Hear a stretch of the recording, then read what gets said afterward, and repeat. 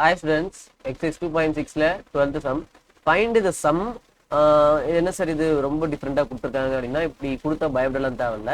First ஏதாச்சும் common terms இருக்கான்னு பாருங்க. இந்த இடத்துல இங்க என்ன கொடுத்துருக்காங்க, டினாமினேட்டர்ல பாருங்க a plus B A plus B A plus பின்னு போயிட்டே இருக்கு.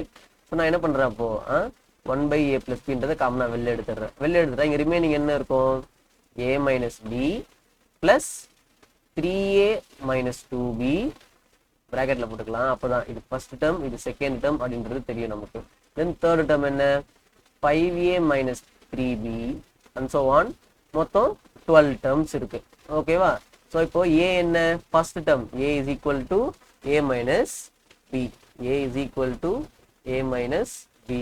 Then d is equal to 3a minus 2b minus a minus b. அதாவது term 2 minus term 1.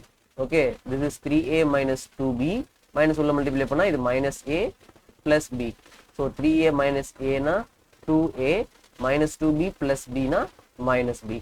So d is equal to 2a minus b. Then n என்ன கொடுத்திருக்காங்க, 12 terms மொத்தம்.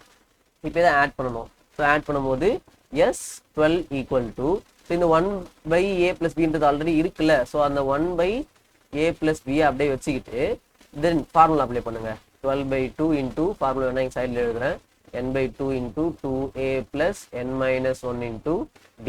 Okay, so 12/2 into 2 times a ஓட value என்ன, a minus b plus n minus 1, n ஓட value என்ன 12. So 12 minus 1 into d, d ஓட value என்ன 2a minus b.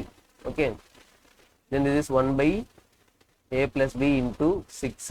Then this is 2a minus 2b plus இது multiply பண்ணா 6.